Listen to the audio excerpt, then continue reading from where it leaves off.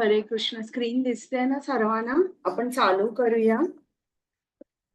मला वाटतं मी उशिरा मेसेज टाकला म्हणून बघितला नाही की काय इतरांनी. प्लीज जॉईन म्हणून टाकते. सुरू झाला क्लास. हो.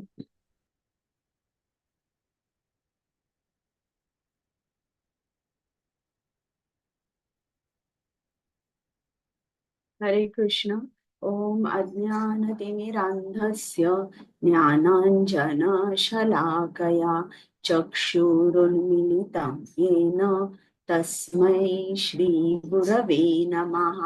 श्रीचैतन्यमनोभीष्टं स्थापितं येन भूतले स्वयं रूप गदामह्यं ददाति स्वपदान्तिकम्.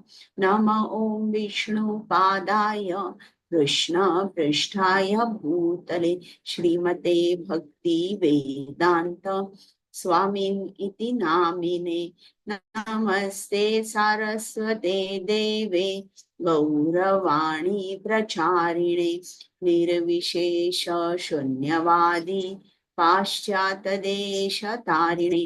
हे कृष्णा करुणा सिंधु दीनबंधु जगत्पते गोपेश गोपिका कांत राधा कांत नमोस्तुते.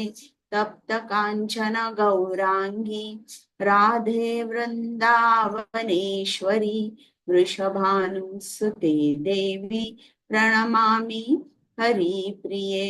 जय श्री कृष्ण चैतन्य प्रभु नित्यानंद श्री अद्वैत गदाधर श्रीवासादि गौर भक्त वृंद. हरे कृष्ण कृष्ण कृष्ण हरे हरे हरे राम राम राम हरे हरे. हरे कृष्ण. तर आपण 9वा मंत्र आपण चालू केलाय आणि त्या अगोदर मी इंट्रोडक्शन दिलं होतं तुम्हाला. 9 ते 14 हे कसे जवळपास त्यांचा थीम एकच आहे ते आपण बघितलं होतं आणि मग थोडा 9वा मंत्र सुरू केला होता. पण आता सुरू करण्या अगोदर श्री राधा गोविंदांना आपण जिकडे आहोत तिकडनं साष्टांग नमस्कार करून त्यांचे आशीर्वाद घेऊन हे अध्ययन सुरू करूया. कृष्ण कृपामूर्ती श्रील प्रभुपाद ज्यांनी आपल्यासाठी सोप्या शब्दात ईशोपनिषद मंत्रांचा अर्थ समजावून सांगितलाय त्यांना दंडवत प्रणाम करून त्यांचे आशीर्वाद घेऊन हा अभ्यास सुरू करूया. प्रेमा माताजी आणि नामनिष्ठ प्रभूजी ज्यांनी हा उपक्रम चालू केला, प्रेमा माताजी ज्यांनी मला ट्रेनिंग दिलं, या दोघांनाही माझा सादर प्रणाम.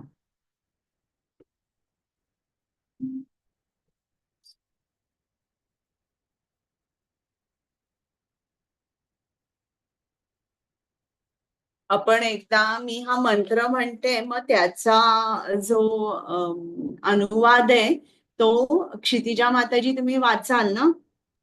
हो. मराठीत मी चालू करते. 9वा मंत्र आहे.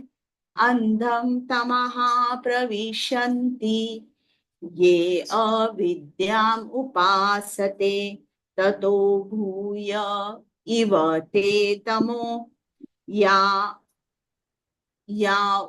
विद्यायाम रताः. आता याचा हरे कृष्ण. हा.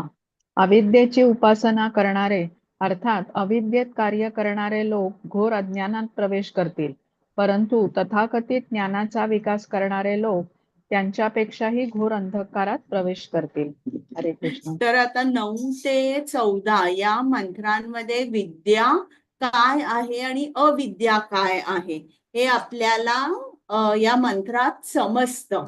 तर आता इकडे त्यांनी काय सांगितलंय की विद्या आणि अविद्येचं कंपॅरिझन केलेलं आहे आणि जी विद्या आहे त्या विद्येला त्यांनी इन्फिरियर मानलेलं आहे अविद्येशी कम्पेअर करतात. तर ते असं काय, जेव्हा आपण हा श्रीला प्रभुपादांनी लिहिलेलं तात्पर्य वाचू तेव्हा आपल्याला समजेल. तर इकडे थोडक्यात या मंत्रात आपल्याला ईशोपनिषद काय सांगतंय की कुठलंही तुम्ही जे एज्युकेशन घ्याल, तुम्ही जे काही शिकाल त्याचा निष्कर्ष जर आत्मउद्धारात झाला नाही किंवा आत्मसाक्षात्कारात झाला नाही, तर ती जी विद्या तुम्ही ग्रहण करताय त्या विद्येला तुम्ही समजायचं की ही अविद्या आहे.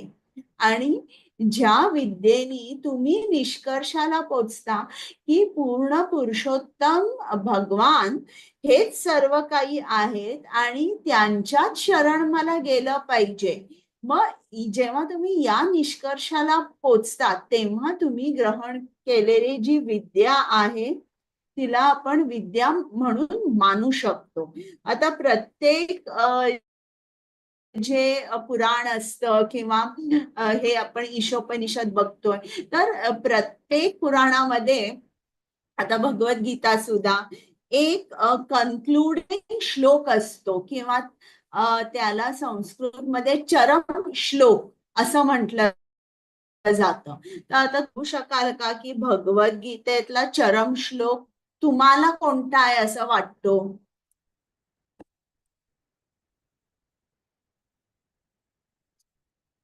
सर्व धर्मान् परित्यज्य मामेकं बरोबर, शरणं व्रज. बरोबर. हा कन्क्लुडिंग श्लोक आहे किंवा भगवद्गीतेचं निष्कर्ष काय आहे की तू मला शरण ये. तू कितीही पापी जरी असलास तरी मी तुझी सगळी पाप धुवून काढीन, तुला क्षमा करीन, पण तू मला शरण ये. सर्व धर्मान परित्यज्य मामेकम शरणं व्रज अहम श्यामी मा सुचहा. तर आता हा भगवद्गीतेचा निष्कर्ष झाला किंवा चरम श्लोक झाला. त्याचप्रमाणे रामायणामध्ये सुद्धा एक चरम श्लोक आहे जो युद्धकांड 18.34 मध्ये दिलेला आहे. मी तो श्लोक नंतर वाचते आणि तुम्हाला सांगते. पण त्यात प्रभू रामचंद्रांनी काय सांगितलंय त्यांच्या भक्तांना की जरी माझ्या समोर जरी कोणीही आला आणि जर त्यांनी म्हटलं की आजपासून मी तुझा झालो, आणि इवन ॲज अ जोक, जरी तुम्ही गेलात आणि म्हटलं की आजपासून मी तुमचा झालो, तर प्रभू रामचंद्र काय म्हणतात की मी प्रतिज्ञा देतो की तो जो जीवात्मा माझ्याकडे आलेला आहे त्याच्या आत्म्याचं मी सदैव रक्षण करीन. आत्म्याचं रक्षण करीन म्हणजे काय? हा जो आत्मा आहे हा परत अधोगतीकडे जाणार नाही, त्याची उन्नतीच होईल.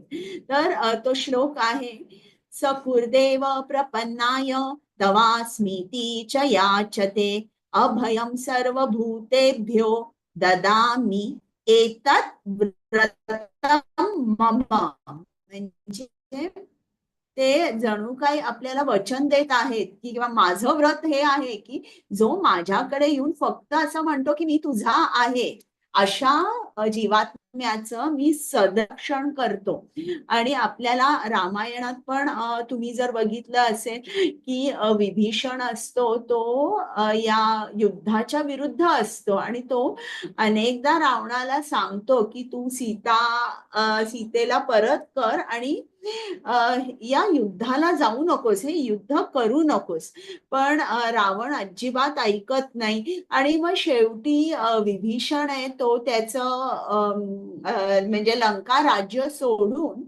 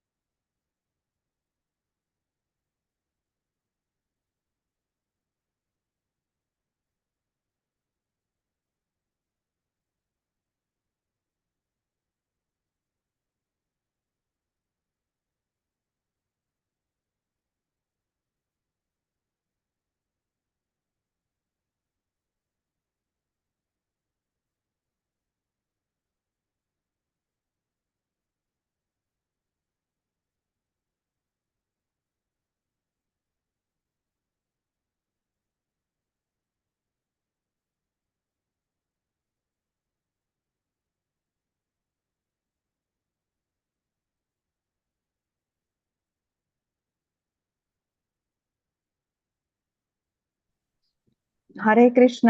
आवाज येत नाही. नाही, काहीच येत नाहीये.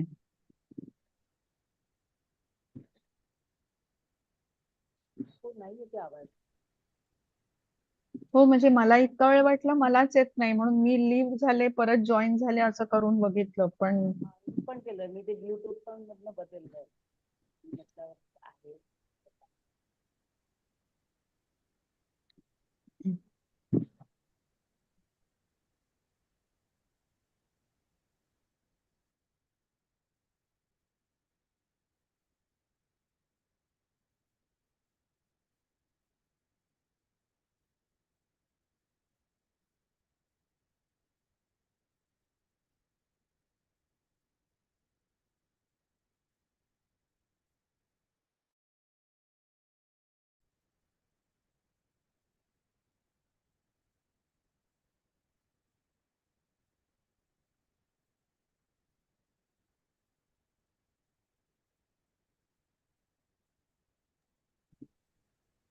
अजूनही येत नाहीये ना? येत नाहीये आवाज अजिबात. आ- आत्ता आला. आत्ता आला. बरं, एक मिनिट मग मी काय हा. करते, इंटरनेट कदाचित ते अनस्टेबल असेल म्हणून. हा.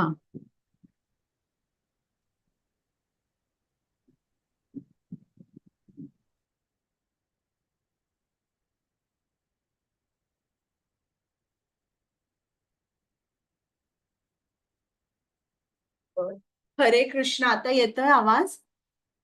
हो, आता येतोय.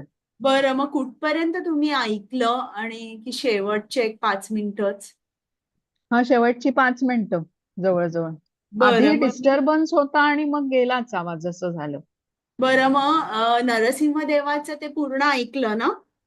नाही, मी नाही ऐकू शकले. इतरांना आता आवाज आला माहिती नाही मला. मला पण नाही इतरांना माताजी मला पण नाही आलं. बरं बरं, मग मी नरसिंहदेवांची लीला रिपीट करते की हा. प्रल्हाद महाराज, आता इथपर्यंत मी सांगितलेलं तुम्ही ऐकलं ना, की आपल्या इच्छांमुळे आपण भौतिक जगाला चिकटलेलो असतो. जर आपली अध्यात्मात प्रगती होत असेल त्याला कारण आपण स्वतः असतो, इतर हे कधीच कारण नसतात. हं? आणि प्रल्हाद महाराज जेव्हा नरसिंहदेवानी हिरण्यकश्यपूचा वध केला, तेव्हा मग प्रल्हाद महाराजांना नरसिंहदेवानी विचारलं की तुला काय वर पाहिजे. मग प्रल्हाद महाराज म्हणाले की आपलं नातं कसं आहे, तुम्ही स्वामी आहात, मी सेवक आहे, आपलं नातं असंच राहू दे, मला काही मागायचं नाही किंवा कुठली बिझनेस ट्रान्झॅक्शन नकोय. आणि असं केलं तर आपलं नातं बदलेल, तुम्ही म्हणजे मर्चंट कस्टमर रिलेशनशिप होईल. तर हे मला नातं नकोय, मी सेवकच मला राहायचंय आणि तुम्ही माझे स्वामीच आहात. पण तरी नरसिंहदेव म्हणाले की मी अवतार हा तुझ्यासाठी घेतलाय, हा अवतार वेस्ट मध्ये जायला नको, तू कुठला ना कुठला तरी वर विचारच. तेव्हा प्रल्हाद महाराजांनी म्हटलं की माझ्या हृदयामधले ज्या सगळ्या भौतिक इच्छा आहेत त्या सगळ्या इच्छा पुसून टाक. आणि मग नरसिंह देवांना खूप आनंद झाला, त्यांना आनंद झाला. आणि आपल्याला शास्त्रांमध्ये सुद्धा सांगितलेलं आहे की जोपर्यंत आपल्यामध्ये एक जरी इच्छा असेल, भौतिक इच्छा असेल, तरी आपण आपल्याला कृष्णाची प्राप्ती होऊ शकत नाही. तर हे इकडे आपल्याला समजतं की जोपर्यंत आपल्या मध्ये इच्छा आहेत तोपर्यंत आपण विद्या ग्रहण करू शकत नाही, किंवा ग्रहण करून सुद्धा आपण त्याच्यावर आचरण करू शकत नाही. आणि मग या मंत्रामध्ये एक शब्द आहे, अविद्याम उपासते अंधम तम प्रविशन्ति ये अविद्याम उपासते. अविद्याम उपासते, उपासते म्हणजे उपासना करायची, अविद्येची उपासना. याचा अर्थ काय की अनकंट्रोल्ड इंद्रियांची तृप्ती, जे आपण या आता भौतिक जगामध्ये अनेक लोक आपण बघतो की त्यांचं कसं असतं, अनकंट्रोल्ड सेन्स ग्रॅटिफिकेशन. तर अशी जी माणसं सदैव इंद्रिय तृप्तीच्या पाठीमागे असतात, ते काय करत असतात? अविद्येची पूजा करत असतात. म्हणून इकडे अविद्या उपासते असं म्हटले. आणि अविद्या उपासते हे कधी होतं किंवा कधी आपण विद्याची उपासना करतो? जेव्हा आपण विस्मरणात असतो. ईशावास्य तत्व जे आहे त्या पूर्ण विस्मरणात आपण राहतो, तेव्हा अविद्या उपासते होतं. आता जेव्हा ईशावास्य तत्व काय आहे की कृष्ण या सर्वांचा मालक आहे, कृष्ण या ब्रह्मांडांचे स्वामी आहे, अनंत ब्रह्मांडांचे फक्त तेच स्वामी आहे, सर्व काही या जगामध्ये त्यांच्या मालकीचं आहे. म्हणजे आपल्याला लक्षात आलं पाहिजे की हे भौतिक जग माझं नाही आणि माझ्या भोगासाठी नाहीये. हे जेव्हा आपण पूर्णपणे लक्षात ठेवतो, तेव्हा आपण आपला जो कोटा आहे तो कोटा आपण फक्त घेतो, जो आपल्यासाठी काढून ठेवलेला आहे तो. तर आता आपण हे वाचूया 9वा मंत्र. तर यात अविद्या आणि विद्या याच्यावर श्रील प्रभुपादांनी डिस्कशन केलेलं आहे. आणि मग इकडे या मंत्रामध्ये जी दुसरी लाईन आहे त्यांनी सांगितलंय की विद्या आणि अविद्या. तर विद्या ही इन्फिरियर आहे विद्याशी तुलना करता. तर इकडे विद्या म्हणजे सुद्धा त्यांनी काय सांगितलंय की जे सेन्स ग्रॅटिफिकेशन, जे इंद्रिय तृप्तीच्या पाठीमागे असतात, ते इतके त्याच्यामध्ये व्यस्त असतात की ते कधीही इंद्रिय तृप्तीच्या पलीकडे बघू शकत नाही. अशा अर्थाने त्यांनी सांगितलंय की विद्या जे विद्येच्या पाठीमागे असतात ते सुद्धा त्यांनी सांगितलंय की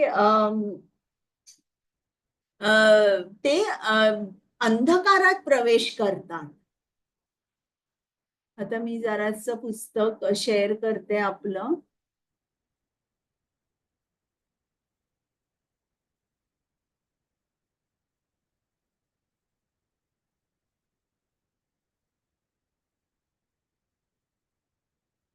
स्क्रीन दिसते का?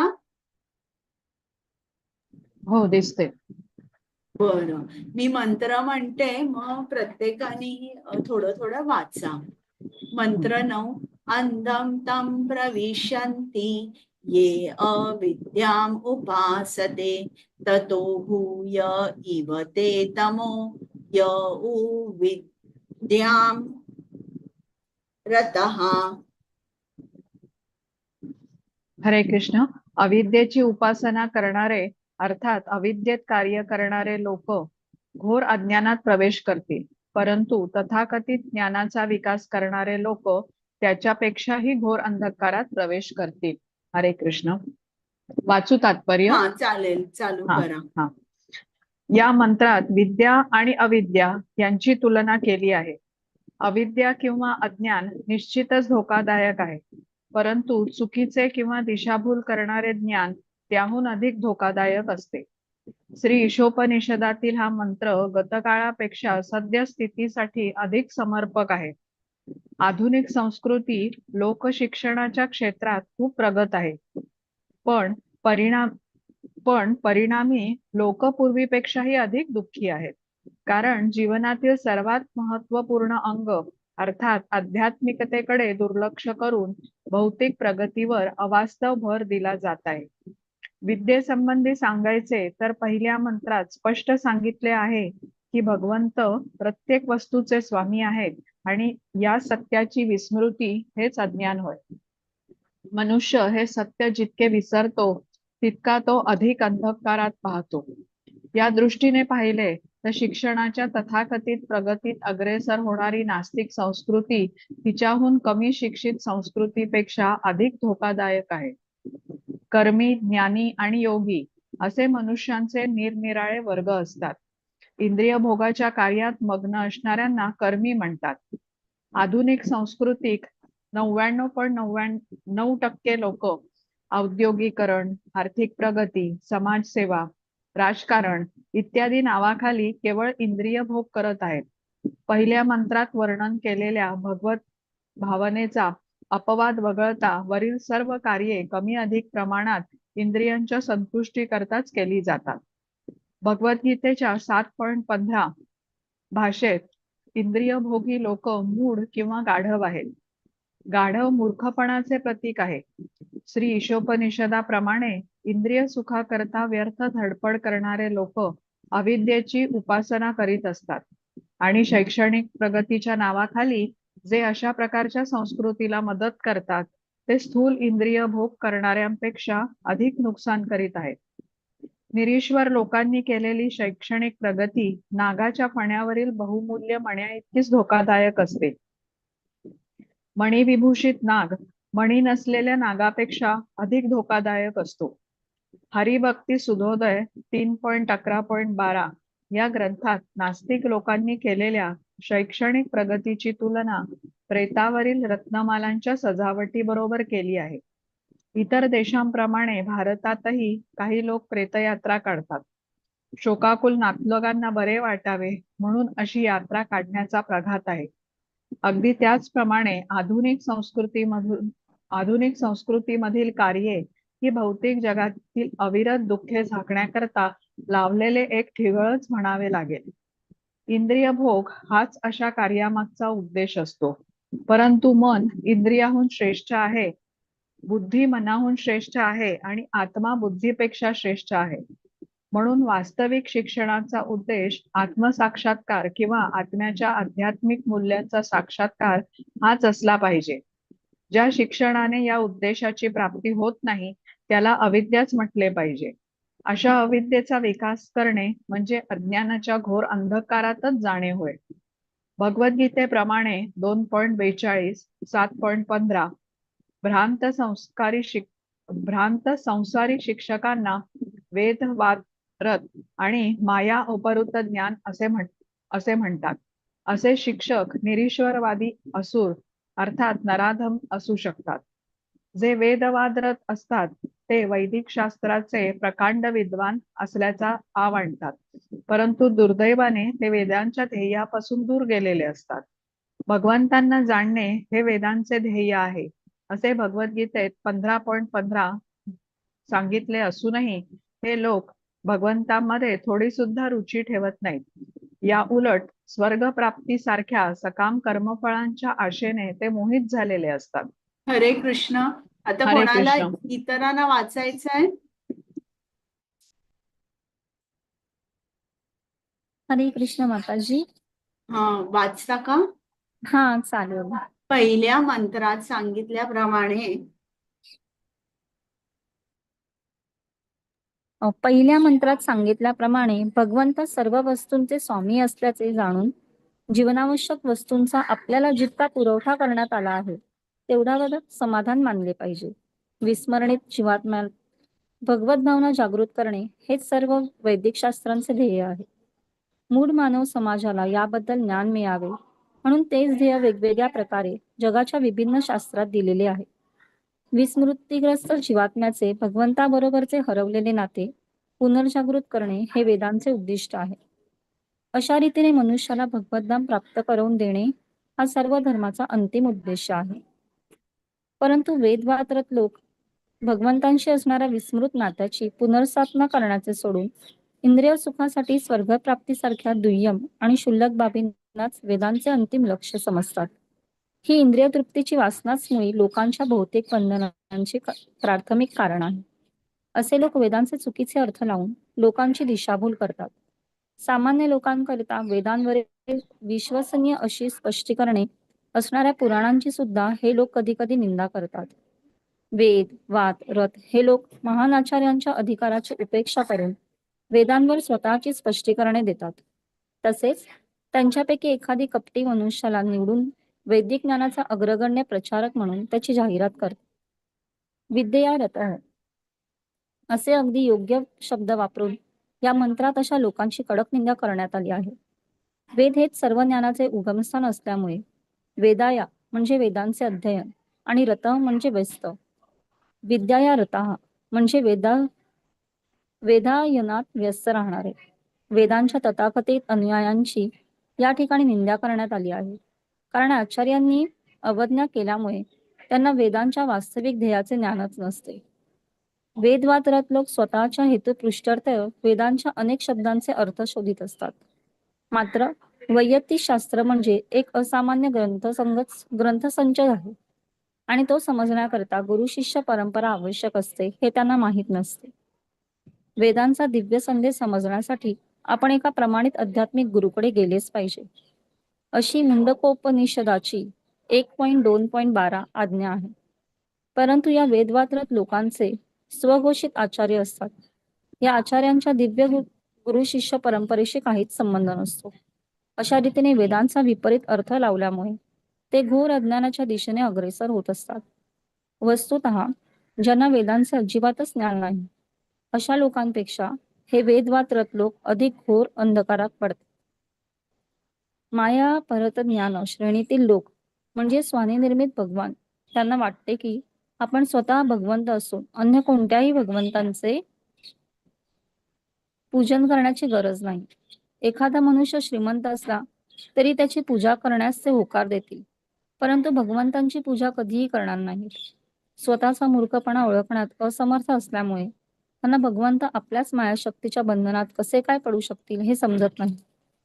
भगवंत जर स्वतः मायेच्या बंधनात असतील तर मायाशक्ती यांच्यापेक्षा अधिक शक्तिमान ठरली असती. हे लोक असेही म्हणतात की भगवंत सर्वशक्तिमान आहेत. तेव्हा सर्वशक्तिमान भगवंत मायेच्या प्रभावाखाली येण्याची शक्यताच नाही, हा विचार ते करीत नाहीत. असे स्वनिर्मित भगवान वरील प्रश्नांची कधीच स्पष्ट उत्तरे देऊ शकत नाही. आपण भगवान झालो आहोत यावरच ते संतुष्ट असतात. झालं. तर तुम्हाला काही या मंत्रामध्ये विचारायचं काही डिफिकल्टी वगैरे आहे, काही विचारायचं आहे?